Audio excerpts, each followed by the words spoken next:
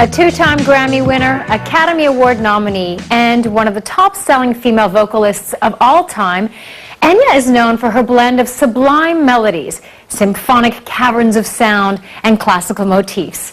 Now she is back with her latest album, Amarantine, which features songs in a variety of different languages, including one that is invented. Please welcome Enya. Thank you for stopping by, first of all. You're welcome. The first thing, obviously, that we noticed when listening to your album is that there's a language that we've never heard of before called Lexian. Tell us what prompted you to record in a brand new language.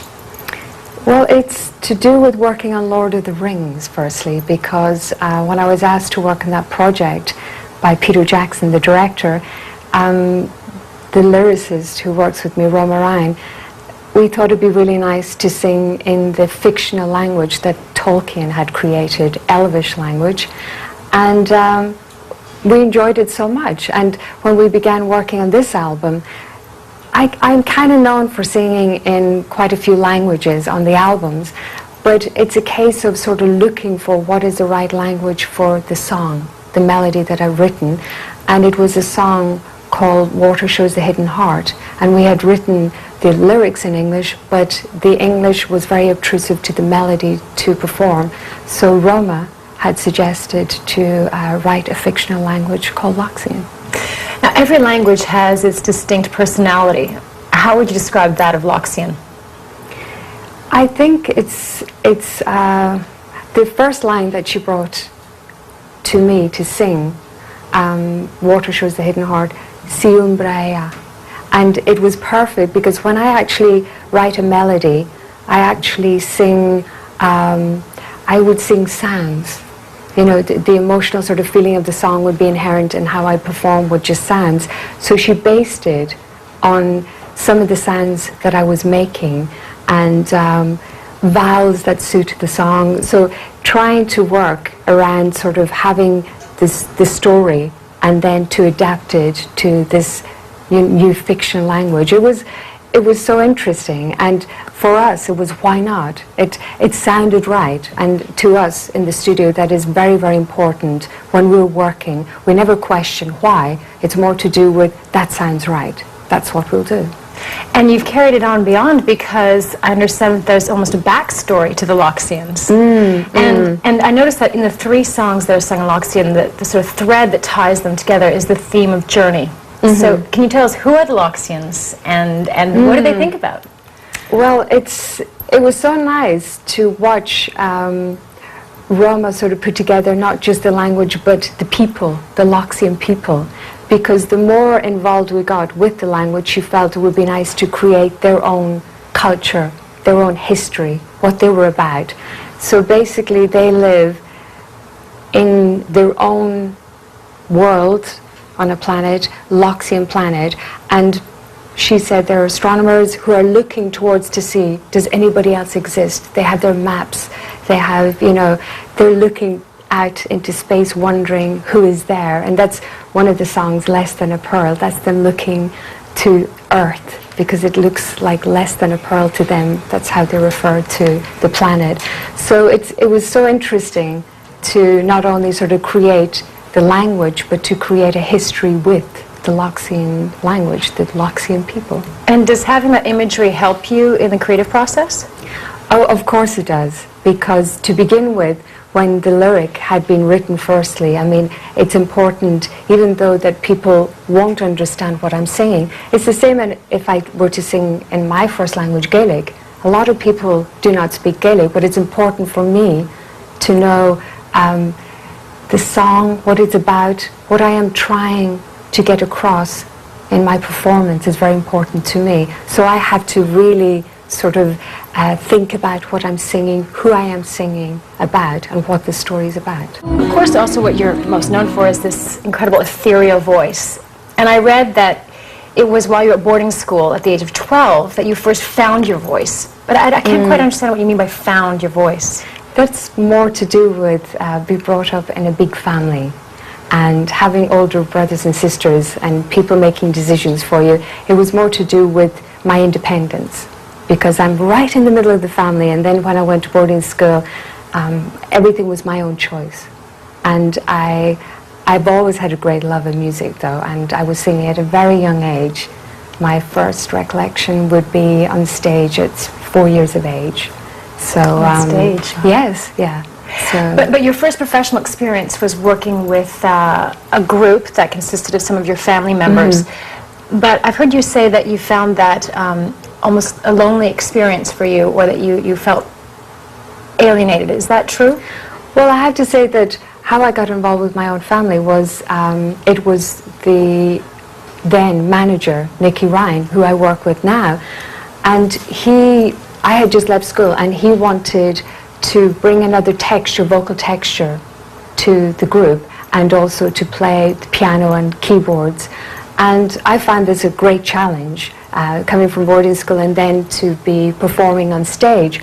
But what I found was they had found their own music and what they were working on, and I found it musically not as challenging. That's what it was. I enjoyed the touring aspect of it, but when I got talking to Nicky and to Roma, Nicky himself, he had a lot of ideas musically, and one of them was to use the voice as a lead vocal, but then to use it also as an instrument. And he had this idea to layer the voices, and he knew I had a great love of harmony. So we do this where it's a lot of people think we know how to achieve that sound, but it's always experimental for us in the studio. Each song is a totally different story, and we're not really sure on what the end result is going to be like.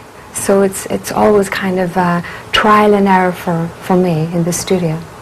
I'd like to go back to some of the early days, though, when you first were starting your career, and you decided to put out an album. What kind of risks did you take recording this first album with your team? It was important, when we signed with the record company, it was important that we had the freedom to record the music as we saw it, arrange it as we saw it, and also it was kind of unusual to sing in, Gaelic or in Welsh, Latin, in Welsh, and also to have instrumentals, because I have a great love of piano. So I found just sometimes, like at the beginning when I started to write music, I wrote instrumental music. So it can happen when I'm writing music that it's not all songs. So I feel I have the freedom to incorporate an instrumental where, it suits the album. So we made sure that we had the freedom to put together an album and not to seek too many opinions. So that in itself is kind of a risk factor, because you're not really sure how people are going to receive the music. I know it's very hard to speak about oneself, but the music is not the obvious for a mainstream audience, yet you've sold somewhere in the realm of 65 million copies worldwide. So in your opinion, what do you think it is that obviously so many people resonate with your music?